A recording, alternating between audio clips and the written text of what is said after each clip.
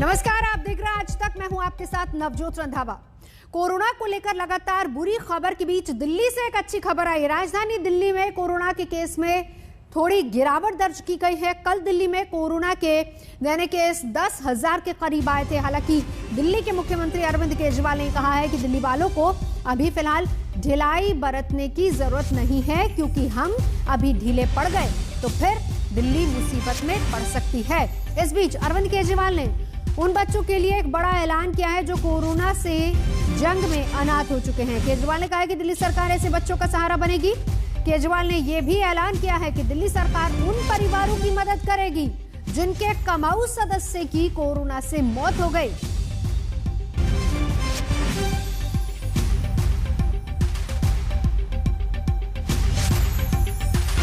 पिछले 24 घंटों में लगभग 8,500 केस आए हैं दिल्ली में।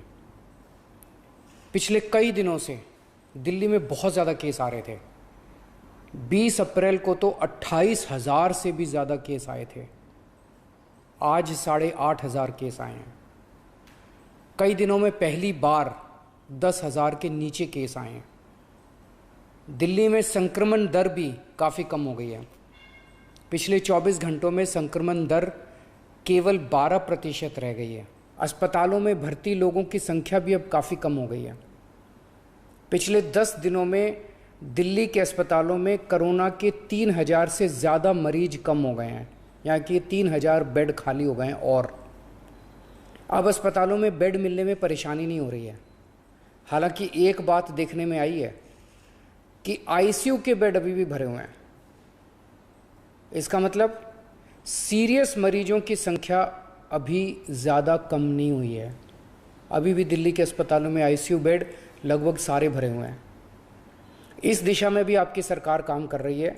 हमने दिल्ली में बहुत कड़ा लॉकडाउन लगाया, लेकिन दिल्ली वासियों ने उसमें पूरा सहयोग किया। सबने पूरी तरह से लॉकडाउन का पालन किया।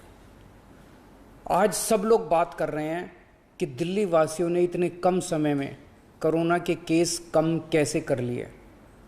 ये केवल और केवल दिल्ली वासियों के अनुशासित आचरण की वजह से हुआ है। लेकिन लड़ाई अभी जीती नहीं गई है, लड़ाई अभी बाकी है। मेरे साथ इस वक्त सुशांत दिल्ली